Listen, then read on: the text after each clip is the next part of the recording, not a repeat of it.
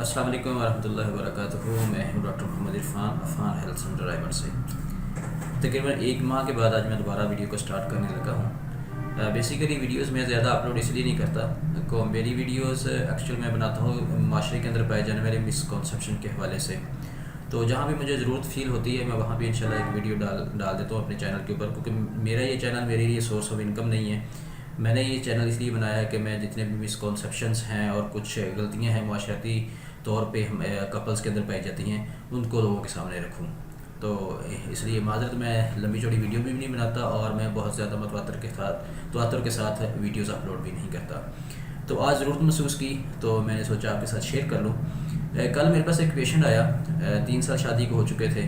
तो ट्रीटमेंट कहते ही काफ़ी ज़्यादा लिया है, डॉक्टर से भी, लेडी डॉक्टर से भी। तो आप भी मेरा ट्रीटमेंट दे दें। तो मैंने सवाल किया जी आपने अगर आपने बेऔलादी का ट्रीटमेंट लिया तो वजह क्या बनी? कहता जी वजह तो मालूम नहीं है, बट मेरी मिसेज़ ने भी कुछ एक माह दवाई खाई है, मैंने भी खाई है। तो मैंने कहा यार अपना टेस्ट करवा लें अगर कोई इशू है तो। कहता जी टेस्ट मेरा ठीक है। तो मेडिसिन मैंने भी खाई है और हमारे इलाके की एक बहुत मशहूर लेडी डॉक्टर को उसने नाम लिया और उसने कहा कि जी उन्होंने मेरी मिसेज़ को मेडिसिन दी थी और मुझे भी कुछ टैबलेट्स दी थी और ये सजेस्ट किया था कि आप मेंसेस के तीसरे दिन मिलें। तो ये बात ज़रा मुझे हज़म नहीं हुई। सीधी सी बात है कि एक पढ़ा लिखा पर्सन इस तरह की बात कर नहीं सकता। मैंने कहा यार आपको समझने में कुछ गलती हुई होगी। वो लेडी डॉक्टर ने इस तरह नहीं कहा होगा कि आपके मेंसेस के तीसरे दिन मिले, बल्कि उसने कहा होगा कि मेंसेस के बाद शावर लेने के बाद आप तीसरे दिन मिले। कहता नहीं जी क्लियर सी बात है, उन्होंने क्लियर कहा था कि आप जब मेंसेस स्टार्ट हों तो उसके तीसरे दिन मिले तो इंशाल्लाह प्रेगनेंसी कंसीव हो जाएगी।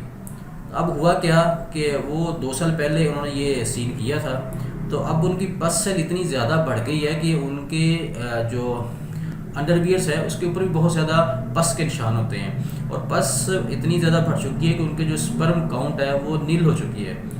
तो आज पहली बात तो ये थी कि सबसे पहले हम जब किसी भी डॉक्टर के पास जाते हैं किसी भी मर्ज़ का ट्रीटमेंट लेने, तो डॉक्टर से ये कंफर्म कर लें कि आपको वो इशू बता दे कि जब वो आपका ट्रीटमेंट कर रहा है तो आपके अंदर जो इशू था उसने डायग्नोस कर भी लिया है या नहीं डायग्नोस किया।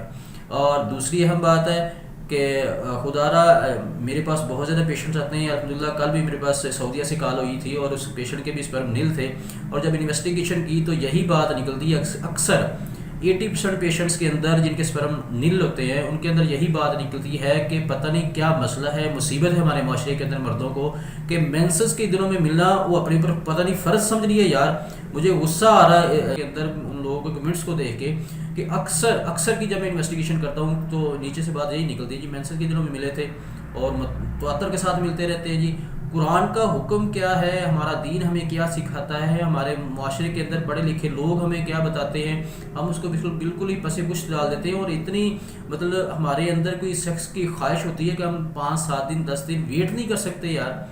तो उसके बाद फिर क्या होता है कि मैं गनोरिया के ऊपर ऑलरेडी एक वीडियो भी अपलोड कर चुका हूँ, आप उसको भी देख सकते हैं कि उसके नुकसान कितने हैं।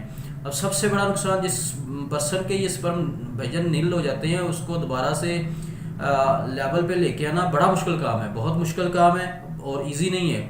तो बराए करम 2 गुजारिशात थी।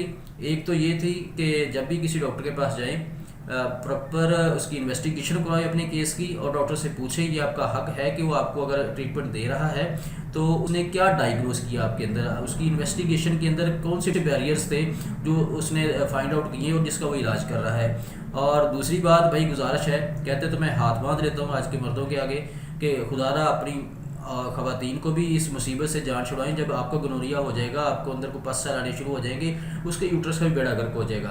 तो खुदारा बचें इस मुसीबत से और मेंसेस के दिनों में मिलना छोड़ दें और लोगों को भी बताएं प्लीज़।